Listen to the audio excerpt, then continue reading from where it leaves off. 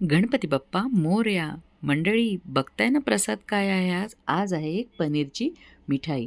आता तुम्हाला असं वाटेल मार्केटमध्ये इतके सगळे मिठाई मिळत असताना आपण घरी का बनवायची? तर शुद्धतेची गॅरंटी नाही ना. चला तर मग बनवूया आज पनीरची मिठाई.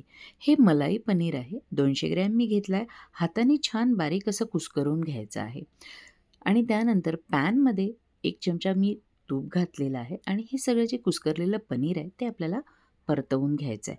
फार फार तर 2 ते 3 मिनिट परतवायचं आहे, नाहीतर ते कडक होणार. आता छान परतवलं गेलं की यामध्ये आपल्याला मिल्क मेड घालायचं आहे. ठीक आहे. जर हे मलाई पनीर नसेल तर तुम्हाला थोडं दूध पण घालावं लागेल. अर्धा टीन मिल्क मेड मी यात टाकला आहे आणि हे छान व्यवस्थित मिक्स करायचं आहे आपल्याला. आता तुम्हाला असं दिसेल की हे पातळ झालेलं आहे, तर ते काहीच प्रॉब्लेम नाही त्याचा. ते हळू घट्ट होणार. मग थोड्या केशर काड्या मी घातल्या आहे आणि त्यानंतर विलायची पावडर आपल्याला यामध्ये घालायची आहे. तुम्ही बघू शकता हे घट्ट झालं आहे छान प्रकारे. याच्या आता वड्या बनवू शकतात.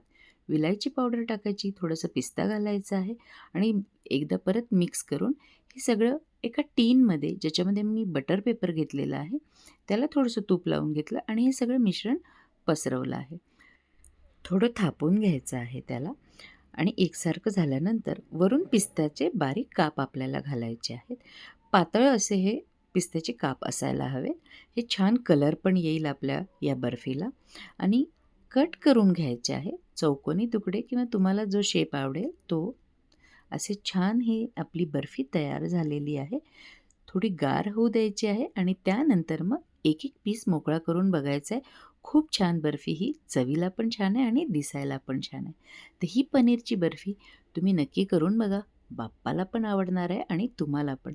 तर प्रसाद कसा वाटला हे नक्की सांगा. रेसिपीला लाईक करा, चॅनलला सबस्क्राईब करा, आपल्या फ्रेंड्ससोबत आमचे चॅनल शेअर करा. Thanks for watching easy cooking.